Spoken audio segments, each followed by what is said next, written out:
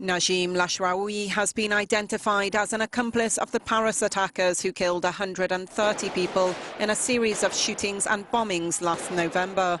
Belgian prosecutors say they found his DNA in a number of houses used by the suspected jihadist network. The 24-year-old, who had been known by the alias Soufiane Kayal, is still being sought. The announcement follows the capture of Salah Abdeslam in Brussels on Friday. The 26-year-old French national had been the #1 fugitive following the attacks. He's still being interrogated. Belgian police are still hunting for another suspect, 29-year-old Mohamed Abrini, who was seen driving Abdeslam through France days before the attacks. 7 Italians and 2 Germans are confirmed to have died in Sunday's Spanish bus crash.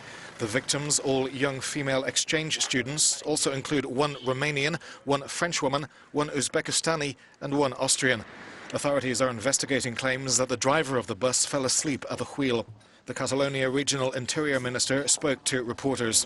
He says, from the Catalonia government, we have already set up a task force with the consulates and embassies so they can quickly get in touch with the concerned family members. The minister said 57 students were travelling on the bus, which appeared to hit a guardrail. It cartwheeled across the road, ploughing through a divider, landing on its side. All students on the bus were enrolled at Barcelona University as part of the European Erasmus exchange programme. A court in Russia is considering its verdict in the trial of a Ukrainian pilot accused of killing 2 journalists. Nadia Savchenko is accused of firing a mortar round that killed 2 Russian state television workers. She faces up to 25 years in jail if convicted. Her lawyer says the court has heard about the case for the prosecution, describing evidence presented in court. The judge has read the testimony given by witnesses for the prosecution during the trial. Following that, the testimony of witnesses for the defense will be read.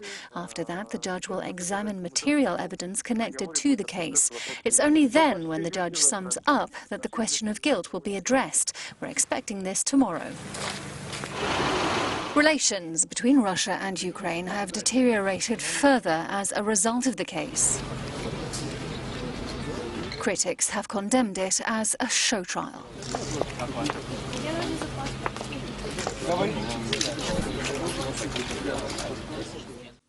Aviation experts say the flight recorders from the passenger plane that crashed in southern Russia at the weekend were severely damaged on impact. They think it's unlikely the cockpit voice and data recorders from the Flydubai flight will yield much information. Investigators are working through bad weather at the scene of the crash in Rostov-on-Don. The Flydubai Boeing 737-800 came down on its 2nd attempt at landing on Saturday. All 55 passengers and 7 crew were killed. 45 of those who died were Russian nationals. In total, there were 9 different nationalities among the victims. Bad weather, a technical fault and pilot error are among the potential causes being considered.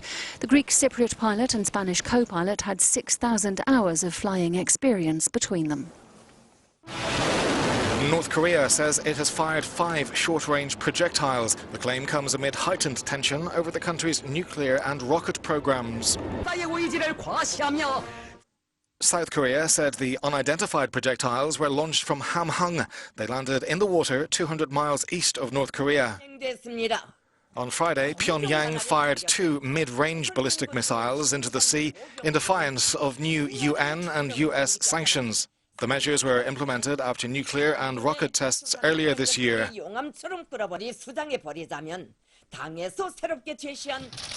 South Korea and the United States met in Seoul on Monday to discuss possible further sanctions against the North. Pyongyang has threatened to test a nuclear warhead and ballistic missiles capable of carrying nuclear warheads soon. Myanmar's parliament gathers to hear the first public speech by its new leader. N.Korea clarified his plan to reorganize the country's administration, which means cutting the number of ministries by 1/3. The president-elect pledged job security for public servants and said the decision will save money, which can then be used in other areas. We can use the 5 billion we save from reducing ministries and ministers, he says, to improve our country's health, education and rural development sectors.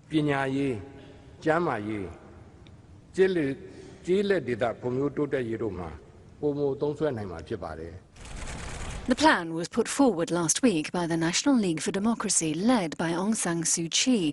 Her party won a landslide victory in an election last November. The Nobel Peace Prize laureate is barred from senior government roles by the Constitution. She's pledged to run the country through a proxy president.